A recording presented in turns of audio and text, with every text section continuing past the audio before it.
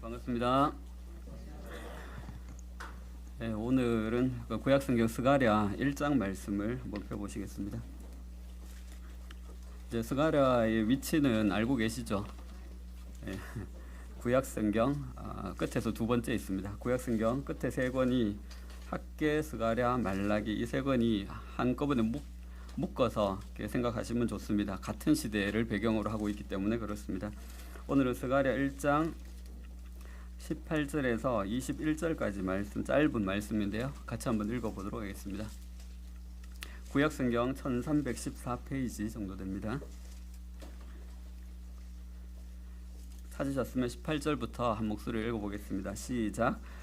내가 눈을 들어본즉 네 개의 뿔이 보이기로 이에 내게 말하는 천사에게 묻되 이들이 무엇이니까 하니 내게 대답하되 이들은 유다와 이스라엘과 예루살렘을 흩트린 뿔이니라. 그때 여호와께서 대장장이 4명을 내게 보이시기로 내가 말하되 그들이 무엇하러 왔나이까 하니 대답하여 이르시되 그 뿔들이 유다를 흩트려서 사람들이 능히 머리를 들지 못하게 하니 이 대장장이들이 와서 그것들을 두렵게 하고 이전의 뿔들을 들어 유다 땅을 흩트린 여러 나라의 뿔들을 떨어뜨리려 하느니라 하시더라. 예. 이게 환상이어서 딱 봐서 이게 무슨 내용일까라는 그런 궁금증이 좀 들기도 합니다. 우리가 지난 시간에 우리가 지금 스가랴가 본 하나님께서 스가랴에게 보여주신 환상을 지금 살펴보고 있습니다. 총 8개의 환상을 스가랴가 기록을 하고 있는데 지난 시간에 첫 번째 환상 화석류 나무 사이에 서 있는 말탄 사람에 대해서 살펴보았고요. 그 화석류 나무 사이에 선 자를 통해서 우리가 어떤 부분을 생각을 했었냐면 하나님께서 성전을 건축하시고 그리고 그곳에 임재하셔서 이스라엘 백성들 가운데 임재하셔서 그들을 회복시키시겠다는 어떻게 보면 희망의 메시지를 그 환상을 통해서 보여주셨습니다. 오늘은 두 번째 환상인데요. 두 번째 환상은 네 뿔과 우리가 읽었던 것처럼 네 뿔과 네 대장장이의 환상입니다. 이 말씀을 통해서 어떤 부분을 말씀하시고자 하는지 우리가 좀 생각해 볼 수 있으면 좋겠습니다. 18절에 보시면 이렇게 시작하고 있습니다. 내가 눈을 들어 본즉 이 표현이 성경에 여러 곳에서 나오고 있습니다. 그 스가랴 말씀에서도 여러 차례 이 말씀이 나오고 있거든요.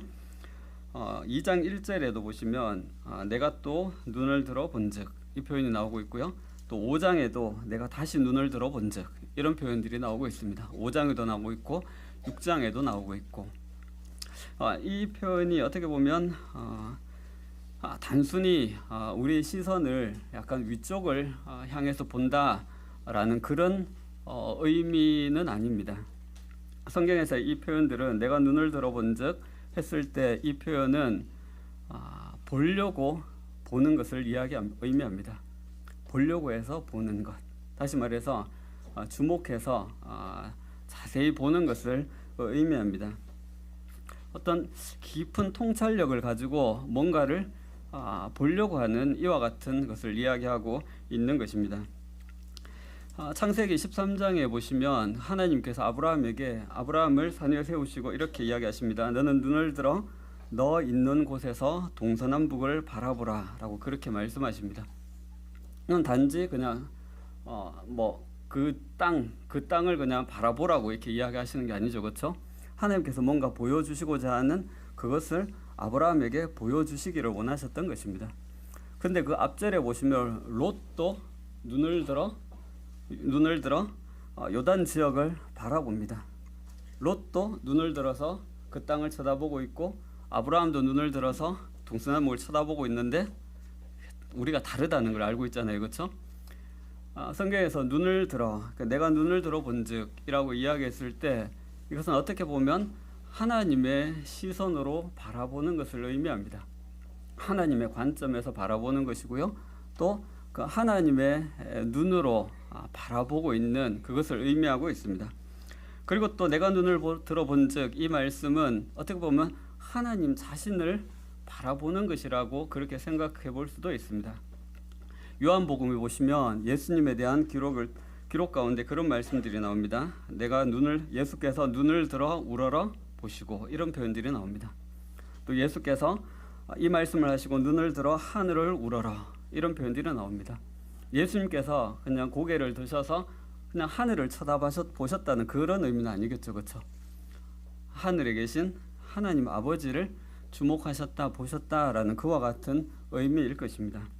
그래서 내가 눈을 들어라는 이 표현, 내가 눈을 들어 본즉 이 표현은 하나님의 관점에서 하나님의 시선으로 하나님의 눈으로 바라본다라는 그와 같은 의미가 있고, 또 하나는 하나님 자신을 바라본다라는 그와 같은 의미가 있습니다. 지금 스가랴가 가지고 있는 시각과 또 지금 이스라엘 백성들이 가지고 있는 그 시각에 많은 차이가 있다는 것을 알 수가 있습니다. 스가랴는 지금 하나님을 주목하고 있잖아요, 그렇죠? 스가랴는 지금 눈을 들어 하나님을 바라보고 있는데 이스라엘 백성들은 지금 무엇을 바라보고 있었죠? 하나님이 아니라 자신들에게 처해져 있는 그 환경이나 여건을 바라보고 있었던 거예요. 성전을 지을 수 없는 상황이 된 그 환경을 바라보고 있었던 것입니다. 그리고 또 그들이 무엇을 바라봤죠? 자신들의 삶의 터전은 무너져 있는 그 환경을 봤던 것입니다. 자기 집이 무너져 있는 것을 봤죠. 그리고 또 그들은 무엇을 봤죠? 자기 자신들을 바라보고 있었던 거예요. 그렇죠? 스가랴의 시각과 완전히 다른 시각들을 가지고 있는 이와 같은 모습을 볼 수가 있습니다. 우리가 무엇을 바라보고 있느냐는 것은 굉장히 중요한 문제입니다. 왜 그럴까요? 우리가 무엇을 바라보고 있느냐, 이것이 지금 현재 내 삶을 결정하고 있기 때문에 그렇습니다. 흔히들 그런 이야기를 하잖아요. 이유 없는 무덤이 없다라고 이야기하잖아요. 저 무덤에는 다 이유가 있습니다. 사람이 죽으면 죽은 그 이유가 다 있습니다. 우리의 삶도 마찬가지입니다. 지금 현재 내 삶 있지 않습니까? 내 삶은 무언가 이유가 있는 거예요. 내가 이렇게 살아가는 것에 대한 무슨 이유가 있는 거예요. 그렇죠? 그것이 무엇 때문이라고요? 내가 무엇을 바라보고 있는지, 그것이 지금 내 삶을 보여주고 있다는 사실입니다. 그렇기 때문에 우리가 무엇을 바라보느냐 하는 것은 굉장히 중요한 그와 같은 문제입니다. 어떠세요? 성도님들은 무엇을 바라보고 계십니까? 누구를 혹시 바라보고 계신가요? 내가 눈을 들어본 즉 여러분 눈에 보이는 것이 무엇입니까? 롯처럼 좋은 땅이 보이십니까?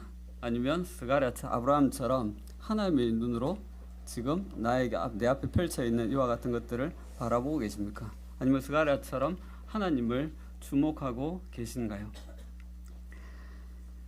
이것은 다른 말로 하면 내가 무엇을 지금 듣고 있느냐라는 그와 같은 말로 바꿔서 생각해 볼 수도 있습니다. 내가 지금 무엇을 듣고 있고, 내가 누구의 이야기에 귀를 기울이고 있고, 누구랑 이야기를 하고 있는지, 그것이 지금 내 삶을 말해주고 있는 것입니다. 한번 생각해 보시면 우리의 삶 속에서, 지금 우리가 살아가는 삶 속에서 우리가 하나님을 바라보는 대표적인 이와 같은 시간들이 어떤 시간들이 있을까요? 조금 전에 우리가 예배 드렸지 않습니까? 예배 시간이 그렇다고 할 수 있겠죠. 그 시간에 우리가 눈을 들어서 하나님을 주목하는, 바라보는 그와 같은 시간입니다. 특별히 우리는 만찬 예식을 통해서 예배를 드리고 있는데, 만찬식을 흔히 다른 말로 기억식이라고 이렇게 부르기도 합니다. 만찬 예식을 통해서 우리 주님을 기억하는 시간이기 때문에 그렇습니다. 어떻게 보면 주님을 정말 깊이 생각할 수 있는 이와 같은 시간이라고 할 수가 있죠. 그런데 주님을 정말 깊이 주목해야 되는 그와 같은 시간이라고도 할 수가 있죠. 그런데 제 삶에서 보게 되면 때때로 이 시간이 우리가 주님만을 바라보지 못하는 경우들도 상당히 많이 있는 것 같습니다. 마음이 복잡해요. 예배 시간에 앉아있는 우리의 마음이 상당히 복잡합니다. 불을 끄고 나왔는지, 고데기 빼고 나왔는지, 가스는 껐는지, 이런 생각들로 마음이 굉장히 복잡합니다. 그리고 또 어제 저녁에 또 무슨 전쟁이 있었으면 그것 때문에 또 심란하고, 또 아이들 걱정, 또 회사에서 마무리하지 못한 그와 같은 일들, 또 피곤함들, 이런 것들이 우리가 예배 시간에 하나님을 주목하는데 상당히 어려움이 되고 있다는 사실들을 발견하게 됩니다.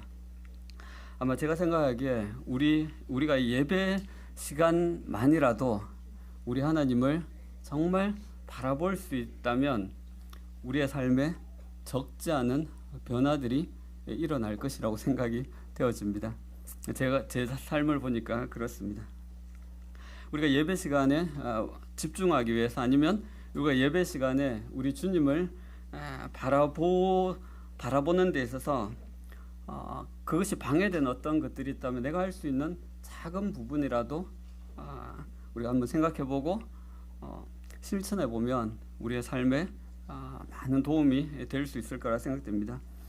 그리고 또 우리가 또 하나님을 바라보는 대표적인 시간이 어떤 시간이 있을까요? 저는 말씀 시간이라고 생각됩니다. 말씀 시간. 일주일 동안 우리의 삶을 돌아보시게 되면 우리는 많은 사람들을 만나고요, 많은 소리들을 듣습니다. 수많은 이야기들을 들어가고 있고 그 소리 속에서 묻혀서 살아가고 있습니다. 일주일 시간 동안 우리가 잠자는 시간을 제외하면 한 112시간 정도를 눈을 뜨고 있습니다. 그 시간에 내가 듣고 있는 소리들을 한번 생각해 보십시오. 내가 무엇을 듣고 있는지.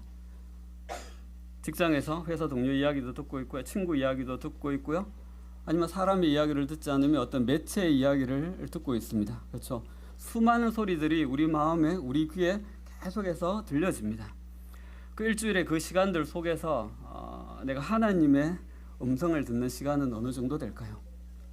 아니면 성도들과 만나서 주님을 교제하는, 이야기하는 이와 같은 시간들은 어느 정도 될까요? 근데 오늘날 성도들 만나도 이게 신앙적인 이야기보다는 세상적인 이야기를 하는 경우도 많이 있는 것 같더라고요. 하여간 내가 일주일 동안 생활하시면서 내가 주님께 귀를 기울이고 주님을 바라보고 주님의 음성을 듣는 그 시간은 얼마 정도의 시간이 될까요? 이런저런 것들을 생각해 보면 거의 대부분들 세상 사람들의 이야기를 듣는 것 같아요. 세상의 소리를 우리가 듣고 있는 것 같습니다. 그렇게 생각해 보면 어떻게 보면 우리의 가치관이나 우리의 생각이 세상적이고 세속적으로 흘러가는 것은 어찌 보면 당연한 일일지도 모르겠다라는 그와 같은 생각들을 합니다. 왜요? 우리의 삶 속에서 그렇게 많은 시간을 세상의 이야기를 듣고 있기 때문에 그렇습니다. 그런데 이 말씀 시간은 그런 우리가 하나님의 음성을 듣는 시간입니다. 그렇죠? 하나님께 귀를 기울이고 있어야 되는 그와 같은 시간이죠. 그렇기 때문에 우리가 이 시간을 빼앗기지 않도록 우리가 주의하는 것이 굉장히 필요하다라는 그와 같은 생각들을 하게 됩니다. 예수님의 발치에 앉아서 예수님의 음성에 귀를 기울였던 마리아를 우리가 기억하는 것이 좋을 것 같습니다. 계시록에 보면 이런 말씀들이 있죠. 반복적으로 표현되는 말씀들이 있지 않습니까? 귀 있는 자는 성령이 교회들에게 하시는 말씀을 들을지어다. 성령께서는 지금도 계속해서 교회들에게 무언가 말씀을 하고 계십니다. 그렇죠? 성령께서는 지금도 우리 각자에게 계속해서 말씀을 하고 계십니다. 오늘도 우리에게 말씀을 하고 계시고요, 어떤 특별한 시간들을 통해서 우리의 삶에 계속해서 무언가 우리에게 말씀을 하고 계시는 거예요. 근데 이 말씀을 누가 들을 수 있을까요? 귀 있는 자가 이 말씀을 듣게 되는 것입니다. 귀 있는 사람은 어떤 사람일까요? 귀 다 가지고 오셨죠, 그렇죠? 귀 다 있지 않습니까, 그렇죠? 근데 이 귀를 가지고 있는데도 이 말씀이 안 들릴 수가 있습니다. 귀 있는 사람은 어떤 사람이냐면 듣고자 하는 사람입니다. 내가 눈을 들어본 적 이야기했을 때 그 눈을 들어본다는 것은 보려고 하는 것입니다. 우리가 하나님의 말씀을 겸손한 마음으로 듣고자 하는 그와 같은 마음으로 이 말씀을 기다리고 있으면 이 말씀이 들려지게 되는 것입니다. 사무엘이 그렇게 이야기하잖아요. 말씀하옵소서, 주의 종이 듣겠나이다. 그렇죠. 우리가 하나님 말씀을 들을 때 이와 같은 귀로 들어야 될 필요가 있는 거죠. 하나님 말씀해 주십시오. 제가 듣기를 원합니다. 정말 겸손한 마음으로 하나님 앞에서 그와 같은 마음으로 있을 때 성령이 우리에게 하시는 말씀을 우리가 듣게 되는 것입니다. 그리고 또 어떤 시간이 우리가 하나님을 바라보는 시간일까요? 기도 시간이라 할 수도 있겠죠. 그렇죠? 많은 사람들이 영적인 성장을 바라고 있습니다. 그렇죠? 저도 바라고 있고 여기 계신 모든 분들도 바라고 있죠. 그렇죠? 제가 어떻게 하면 영적으로 성장할 수 있는지 그 비결을 말씀드릴까요? 오늘 잘 오셨습니다. 그 비결은 기본에 충실하시는 겁니다. 그 기본이 뭐죠? 예배 시간에 우리 하나님을 바라보는 것입니다. 말씀 시간에 우리 하나님의 음성에 귀를 기울이는 것입니다. 또 기도 시간에 우리 하나님을 주목하는 것, 그것이 우리의 삶에 어떻게 보면 가장 너무나 기본적인 것이기 때문에 우리가 소홀히 할 수 있는 그와 같은 부분들이죠. 근데 신앙에는 누가 그렇잖아요. 왕도가 없다라고 이야기하지 않습니까? 기본에 충실하시게 되면 내가 알지 못하는 사이에 아이들이 우리 눈에 자라는 건 안 보이잖아요. 근데 어느 날 시간이 지나면 쑥 커 있어요. 그것처럼 우리가 하나님 앞에서 기본적으로 해야 되는 이 삶에 충실하게 되면 내가 알지 못하는 사이에 내가 이만큼 자라있는 우리 자신들의 모습을 볼 수가 있는 것입니다. 뭔가 심오한 진리를 내가 안다고 해서 깨달았다고 해서 우리가 성장하는 것이 아닙니다. 내가 많은 일들을 한다고 해서 우리가 영적으로 성장하고 있는 것은 아닙니다. 우리가 어떻게 하나님을 바라보고 있는지, 이것이 우리의 삶에서 가장 중요한 그 같은 부분이라고 할 수가 있습니다. 우리의 눈이 세상을 바라보고 있고 세상을 향해 있으면 세상이 보여주고 싶은 것을 우리에게 보여줍니다. 참 희한하게도 세상은 우리의 마음을 너무나 잘 알아요. 세상은 우리에게 우리가 보고 싶어하는 것을 보여줍니다. 기똥차죠, 그렇죠? 우리가 세상을 주목하고 있으면 세상은 우리가 보고 싶어하는 것을 보여줘요. 근데 그것은 파고 들어가 보면 세상이 우리에게 보여주고 싶은 것을 보여주는 것입니다.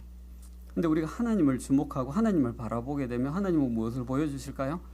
하나님이 보여주고 싶어 하시는 것을 우리에게 보여주시는 것입니다. 그것을 우리가 보게 되는 것입니다. 스가랴는 지금 하나님을 바라보고 있고요. 또 하나님께서 보여주시는 것을 보고 있는 것입니다.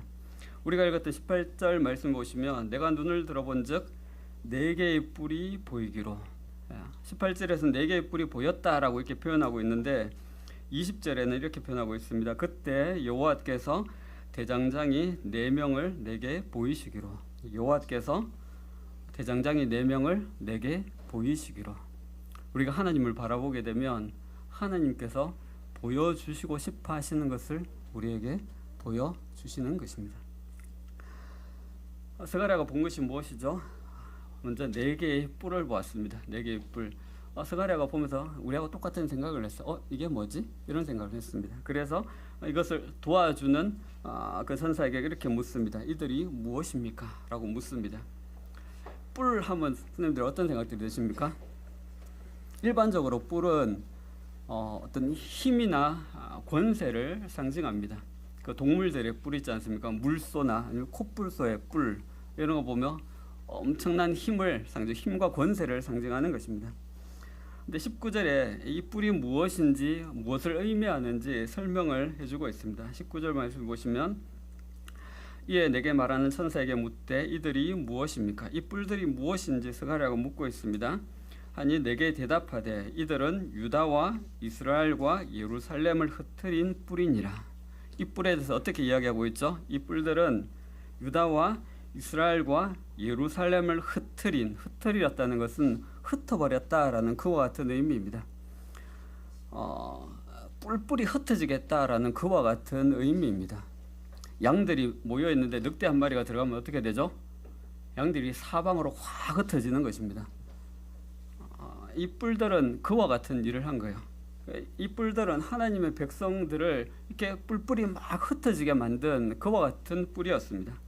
그리고 21절에서는 이걸 조금 더 구체적으로 표현해주고 있습니다. 그 중간에 보시면 그 뿔들이 유다를 흩트려서 사람들이 능히 머리를 들지 못하게 하니, 머리를 들지 못하게 했습니다. 그 이스라엘 백성들을 사방으로 흩어버리면서 이스라엘 백성들이 고개도 들지 못하게 했습니다. 두렵게 했다는 것이죠. 두렵게 했고 어떻게 보면 굴욕감과 모욕적인 이와 같은 행위들을 했다는 것입니다. 그래서 이스라엘 백성들은 그 뿔들 앞에서 두려움에 또 머리조차 들지 못하는 이와 같은 상황들이었습니다. 다시 말해 이 뿔은 무엇을 이야기하냐면 힘으로 이스라엘 백성들을 갈기 찢어버려서 흩어지게 한 이와 같은 이스라엘 백성들로 하여금 두려움을 갖게 한 이와 같은 권세들이라고 할 수 있습니다. 나라들이라고 할 수가 있습니다. 또 4개의 뿔이잖아요. 그래서 어떤 분들은 이 4개를 4나라로 이렇게 생각하는 분들도 계시고요. 그래서 이스라엘을 괴롭혔던 나라들 있지 않습니까? 대표적으로 애굽이나 아니면 아수르, 바벨론, 그리고 또 페르시아 이런 나라라고 생각하는 사람도 있고, 또 어떤 분들은 앞에 애굽하고 아수르를 빼고 바벨론과 페르시아와 그리스와 로마다 이렇게 생각하시는 분들도 있고요. 또 어떤 분들은 이걸 그냥 이스라엘을 대적하고 있는, 이스라엘 괴롭히고 있는 이스라엘 사방에 있는 모든 대적들을 이렇게 합쳐서 이야기하는 분들도 계십니다. 그런데 우리가 한번 생각해 봐야 될 게 무엇이냐면, 지금 우리가 읽은 이 본문에서는 뿔들이 하나님의 백성들을 흩었다라고 이렇게 표현하고 있잖아요. 그런데 스가랴 7장 말씀을 보시게 되면, 여기 손을 얹으시고 7장 말씀을 한번 가보시겠습니다.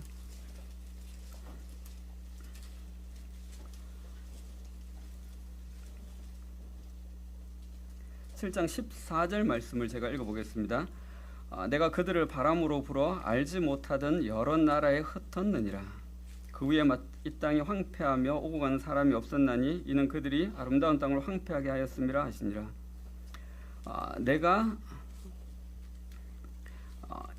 이 14절에서는 내가 그들을 바람으로 불어 알지 못하는 여러 나라에 흩었다라고 그렇게 표현하고 있습니다. 우리가 읽었던 스가랴 1장에서는 뿔들이 흩었다라고 이야기하고 있는데, 스가랴 7장 말씀에서는 하나님께서 내가 그들을 흩었다라고 그렇게 표현하고 있습니다. 또 신명기 말씀에도 보시게 되면 신명기에 모세가 마지막으로 이제 백성들에게 말씀을 전하면서 이런 이야기를 하고 있습니다. 너희가 하늘의 별같이 많을지라도 네 하나님 여호와의 말씀을 청종하지 아니하면 남은 자가 얼마 되지 못할 것이라. 너를 지면에 이 끝에서 저 끝까지 모든 백성 중에 흩으시리니, 이렇게 말씀하고 있습니다. 하나님께서 이스라엘 백성들에게 경고를 하고 계신 것이죠. 너희들이 하나님 말씀을 청종하지 않고 하나님을 따르지 않고 하나님을 버리게 되면 내가 너희들을 이 끝에서 저 끝까지 흩어버리시겠다라고 그렇게 말씀하고 있는 것입니다. 누가 흩은 걸까요? 뿔들이 이스라엘을 흩어버린 걸까요? 아니, 하나님께서 이스라엘 백성들을 흩어버리신 걸까요? 만약 우리가 이걸 뿔들이 흩었다라고만 생각을 하게 되면 어떻게 생각이 되냐면, 아마 그 뿔들이 너무 강했기 때문일 거야 라고 생각할 수 있습니다.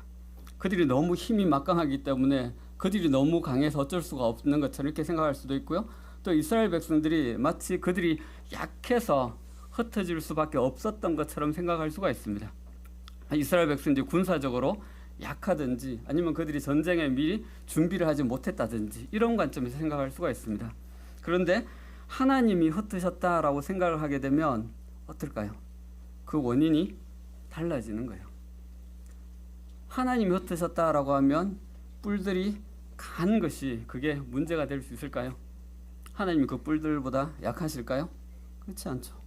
또 이스라엘 백성들이 약한들 하나님이 이스라엘 백성들을 보호하시고 함께 하시면 그 뿔들이 이스라엘을 흩을 수 있었을까요? 불가능한 일이죠. 그렇죠? 하나님이 흩으셨다라고 했을 때는 우리가 다른 이유가 원인들을 생각해 볼 수가 있는 거예요. 왜 하나님이 그들을 흩으셨을까요?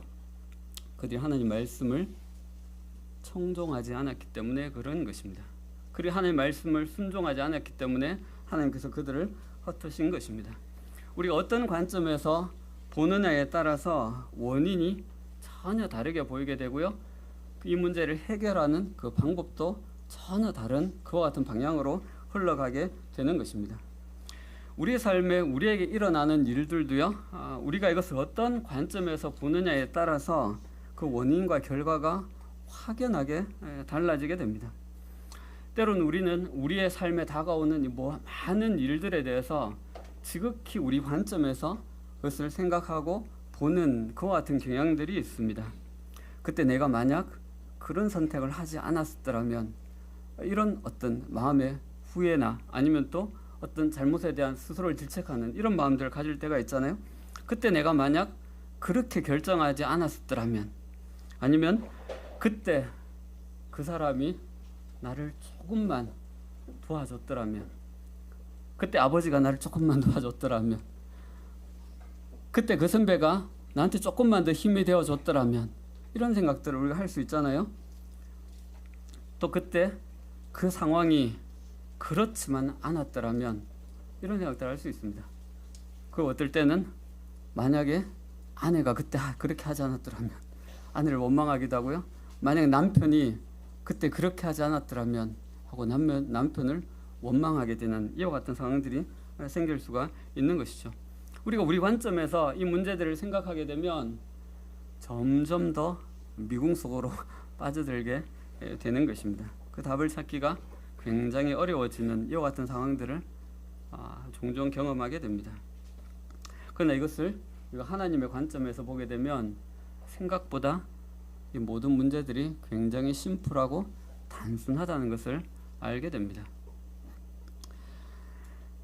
우리가 하나님을 바라보게 되면요, 하나님의 관점에서 그를 바라보게 되면 문제의 원인이 환경이나 어떤 다른 사람 때문에 이것이 이렇게 되는 것이 아니라 바로 나 자신에게 문제의 원인이 있었다는 것을 발견하게 됩니다. 제 삶의 많은 문제들은 그러했던 것 같아요. 어떻게 보면 하나님 앞에서의 내 모습이 지금 내 삶에 다가와 있는 모든 문제들의 원인이고 이유일 수가 있는 것입니다. 그렇기 때문에 뿔들이 흩었지만 하나님이 흩으셨다라고 그렇게 읽어야 되는 것이 맞는 것이죠. 그러니까 우리의 관점이 아니라 하나님의 시각으로 우리가 보는 이와 같은 자세들이 우리에게 필요한 것이죠. 4개의 뿔과 또 스가랴가 본 것이 무엇이죠? 4명의 대장장이를 보았습니다. 대장장이 4명. 이 대장장이는 우리가 생각하기에는 그냥 철로 뭘 만드는 사람들이잖아요, 그렇죠? 그런데 이 성경에서 나오는 이 대장장이, 이 원문의 이 대장장이는 꼭 철을 만지는 사람뿐만 아니라 어떤 특별한 어떤 분야의 전문가 이렇게 생각하시면 될 것 같습니다. 장인이라고 이야기하죠, 그렇죠? 그러니까 나무를 잘 쓰는 사람들을 목수라고 그러잖아요, 그렇죠? 돌을 잘 다루는 사람들 석공이라고 그러고 그런 것처럼 어떤 분야의 전문적인, 아주 숙련된 전문가를 지칭하고 있습니다. 하나님께서 스가랴에게 4뿔을 보이시고 또 대장장이 4명을 보이셨습니다. 스가랴가 보니까 이 대장장이 도대체 무엇을 하러 왔는지 궁금해서 실제로 그렇게 물어봅니다. 그들이 무엇하러 왔나이까? 이렇게 물어봅니다. 그러자 21절에서 이렇게 이야기하고 있습니다.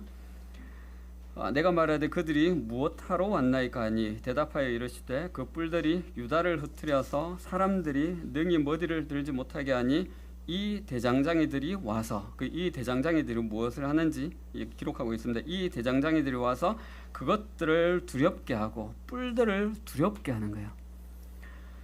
그리고 이전의 뿔들을 들어 유다 땅을 흩트린 여러 나라들의 뿔들을 떨어뜨리려고 하느니라 이렇게 기록하고 있습니다. 이 뿔들이 두려움의 대상이었잖아요. 이스라엘 백성들에게 두려움의 대상이었잖아요. 두렵게 했잖아요. 두려움에 고개조차 들지 못하게 했던 그 뿔들이었습니다. 그런데 이 뿔들이 이제 누굴 두려워하고 있죠? 대장장이들을 두려워하고 있는 거예요. 그렇죠? 두려울 것이 없었던 그 뿔들이 자신의 힘이 영원한 것이냐? 그 힘을 휘둘렀던 그 뿔들이 이제 누굴 두려워하고 있죠? 대장장이들을 두려워하고 있는 거예요. 쉽게 말해서 하늘 높은 줄 모르고 주먹을 휘두르던 이 뿔들이 임자를 맞는 것입니다. 그래서 이 대장장이들이 무엇을 하죠? 이 여러 나라의 뿔들을 떨어뜨리려 하느니라. 떨어뜨린다는 것은 그 뿔을 꺾는다는 의미입니다. 그 뿔을 꺾어버린다는 의미입니다. 이 대장장이들이 하는 일이 그것입니다. 이 대장장이로 와서 이스라엘을 핍박하고 괴롭혔던, 힘으로 이스라엘을 억압하고 눌렀던 그 모든 나라들을 꺾어버리는 이것을 지금 보여주고 있는 것입니다. 이 대장장이들은 하나님께서 뿔들을 꺾으시기 위해서 보내신, 예비하신, 준비하신 그와 같은 사람들입니다. 결국 이것은 이 네 뿔과 네 대장장이의 이 환상은 우리에게 무엇을 이야기하고 있냐면, 하나님의 백성들을 핍박한 모든 나라들을 하나님께서 심판하실 것을 말씀해 주고 있는 것입니다. 스가랴가 본 8가지 환상을 통해서 하나님께서 궁극적으로 이야기하시려고 하는 것은 이스라엘 백성들에게 희망의 메시지를 전하고 계시는 것입니다. 그렇죠?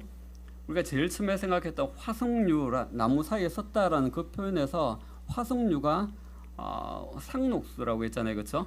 상록수, 사시사철 지지 않는 초록인, 그것을 통해서 희망을 보여주고 있는 것입니다. 그렇죠? 하나님께서 이스라엘 백성들을 완전하게 회복시킬 그 희망의 메시지 속에 그 대적들을, 이스라엘 대적들을 하나님께서 철저하게 꺾으시고 부수시고 심판하시겠다는 그와 같은 말씀도 함께 포함이 되어 있는 것입니다. 그래서 이스라엘 백성들에게 지금 내가 너희의 모든 대적들을 꺾어버릴 것이다 라는 그 메시지를 환상을 통해서 보여주고 계신 것입니다. 자, 그렇다면 이 뿔들과 이 대장장이들이 오늘날 우리에게는 어떤 의미들이 있을까요? 오늘날 우리에게 이 뿔들, 이게 어떤 의미가 있을까요?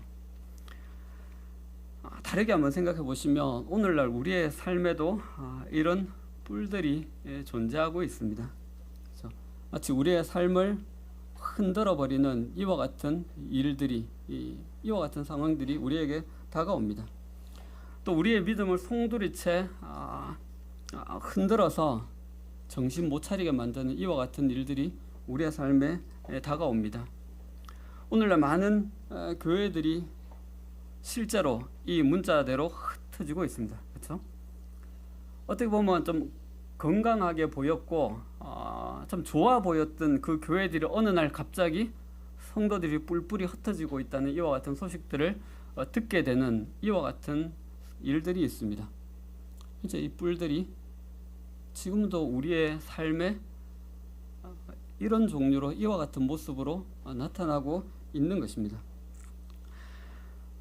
괜찮다고 생각한 그 교회들이 어느 날 갑자기 어떤 큰 소용돌이 속에 휘말려 가지고 성도들이 뿔뿔이 흩어지고 교회가 쪼그라들어 버리는 이와 같은 모습들을 우리가 종종 보고 있습니다. 사단이 우는 사자같이 삼킬 자를 찾기 위해서 지금도 두루 다니고 있는 것입니다. 또 오늘날 우리 각자의 삶에도 이런 압박, 압력들이 있습니다. 그렇죠? 세상은 계속해서 우리에게 세상의 가치관을 받아들이라고 이야기하고 있습니다. 계속해서 압박을 가하고 있습니다.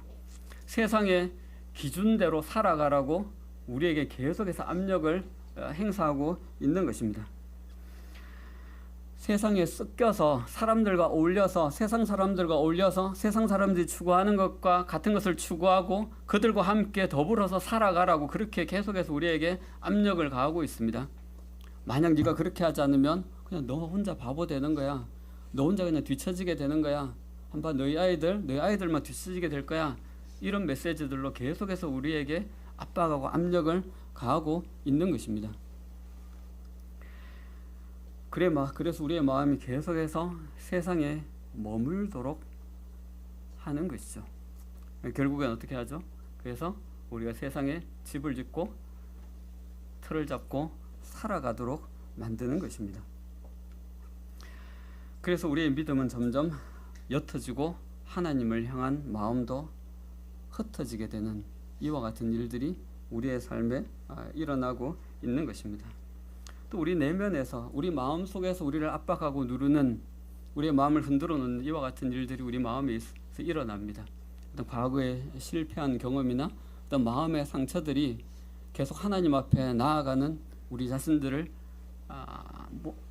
발목을 잡고 있는 것처럼 나를 붙들고 끌어당기고 있는 이와 같은 상황이 우리에게 있을 수가 있습니다. 또 예전에 엄밀하게 행했던 그 죄가 우리가 하나님 앞에 나아가는 것을 우리의 마음, 하나님은 우리의 마음을 흩어지게 만드는 이와 같은 일들이 우리에게 있는 것이죠. 우리의 삶에도 여전히 이런 뿔들이 존재하고 있는 것입니다. 자, 그렇다면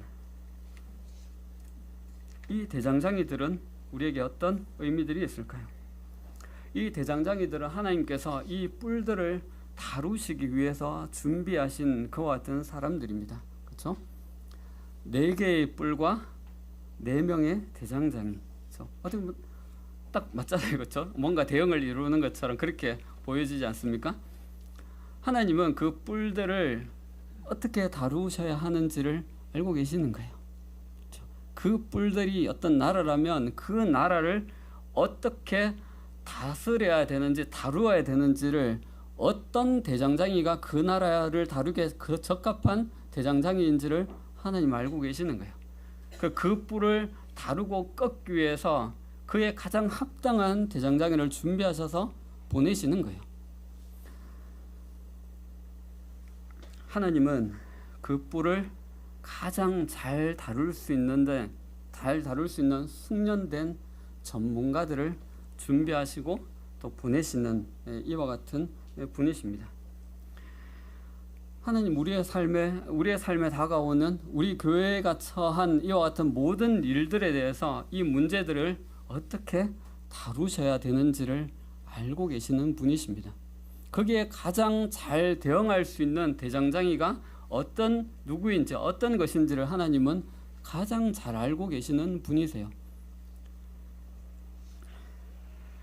우리를 압박하고 있는 삶의 여러 가지 많은 문제들, 교회를 흔들고 있는 이와 같은 문제들, 우리의 믿음을 흔들고 있는 이와 같은 문제들, 우리의 가정과 우리의 삶을 마치 찢어놓는 이와 같은 어떤 뿔들, 그 힘들, 그 권세들, 이런 것들을 하나님께서 어떻게 다루셔야 되는지를 알고 계시는 것입니다. 어떻게 보면 우리는 우리의 삶에 다가오는 우리가 생각하지 않았던 우리에게 어려움이 됐던 많은 문제들을 우리 스스로의 힘으로 해결하기 위해서 부단히 아마 노력을 했을 것입니다. 저도 그렇게 했었습니다.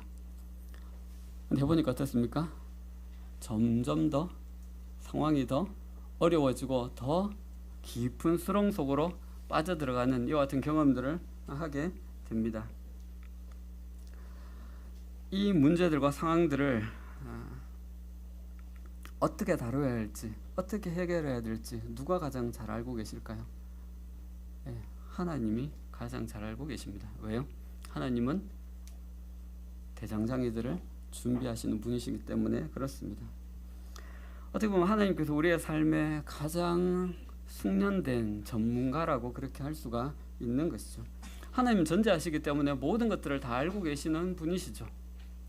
그런데 하나님이 우리를 아신다라고 말씀하셨을 때 그냥 전지하신 분이시기 때문에 우리를 아신다라고 그렇게 말씀하지 않으세요. 원래부터 다 알고 계신 분이시지만 하나님은 우리가 겪는 모든 일들을 직접 겪으셔서 자신의 몸으로 체득해서 알고 계시는 그와 같은 분이십니다. 그렇기 때문에 우리의 문제들을 알고 계시는 것이죠. 그렇기 때문에 우리의 문제들에 대해 우리의 삶에 우리를 압박하는 모든 상황과 이 문제들을 어떻게 해결해야 될지를 하나님은 알고 계시는 것입니다. 하나님 지금도 우리의 삶에 이와 같은 대장장이들을 준비하시고 보내실 준비가 되어 있으신 그와 같은 분이시죠. 그렇기 때문에 오늘 우리의 말씀 처음으로 돌아가서 우리가 누구를 바라봐야 될까요? 우리의 눈을 들어 누구를 바라봐야 될까요? 우리가 무엇을 바라봐야 될까요? 함께 기도하겠습니다.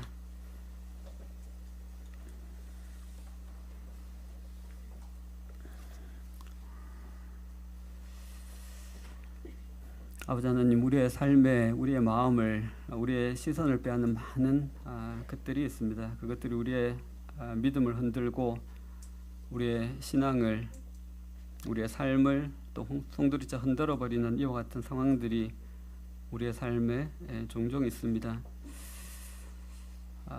우리가 그와 같은 때가 되면 우리가 어떻게 해야 될지 여러 많은 방법들을 찾고 해결하기 위해서 백방으로 뛰지만 오히려 더 깊은 그와 같은 수렁으로 빠져들어가는 이와 같은 경험들을 할 때가 참 많이 있습니다. 주님, 오늘 말씀을 통해서 우리가 무엇을, 누구를 바라봐야 될지에 대해서 생각을 하게 됩니다.